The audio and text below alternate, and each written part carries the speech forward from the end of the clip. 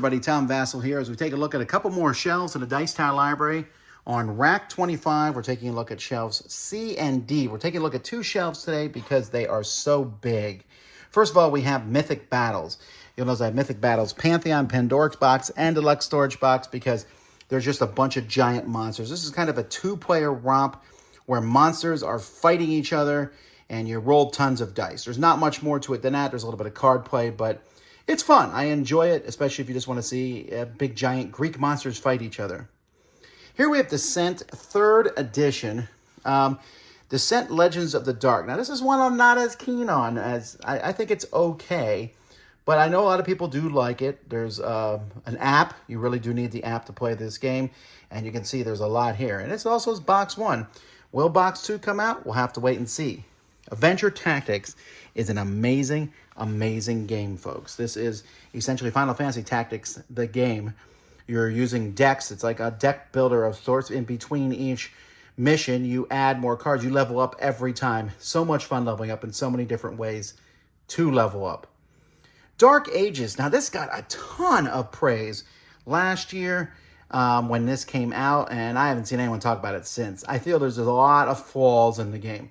There's a lot of cool ideas in it, but at the end, it feels like too many rules for what the game gives you.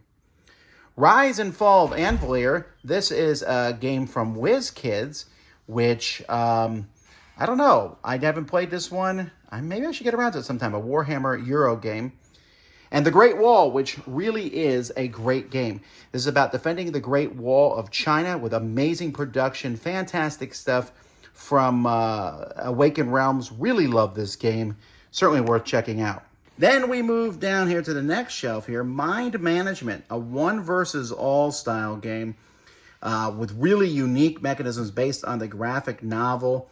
A lot of fun and just very, very thinky. New Frontiers. This is the Race for the Galaxy board game. It's very similar to Puerto Rico and Race for the Galaxy mixed together. Although for some reason it hasn't really taken off. I'm not sure why this one isn't that popular. But it is a fun game. It's probably a little bigger than it needs to be.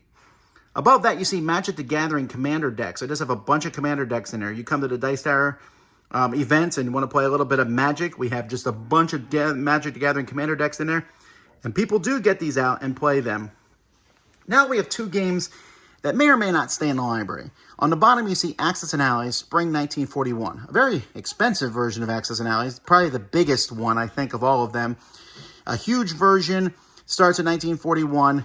Definitely worth playing and trying out if you like Axis and Allies. Above that is The Edge Dawnfall. This is another Awakened Realms game. Surprise, it's huge. But I'll tell you what, if you want a game that's similar to HeroScape, this is about as close as you can get. Yes, everything in it looks like it came out of the portal of Evil Incarnate, but it is a lot of fun to play. Fun with these decks of cards, moving people around, hitting each other. It's a pretty light game, actually. Now, of all the games on these shelves, my favorite, I love you, Great Wall, but my favorite is Adventure Tactics.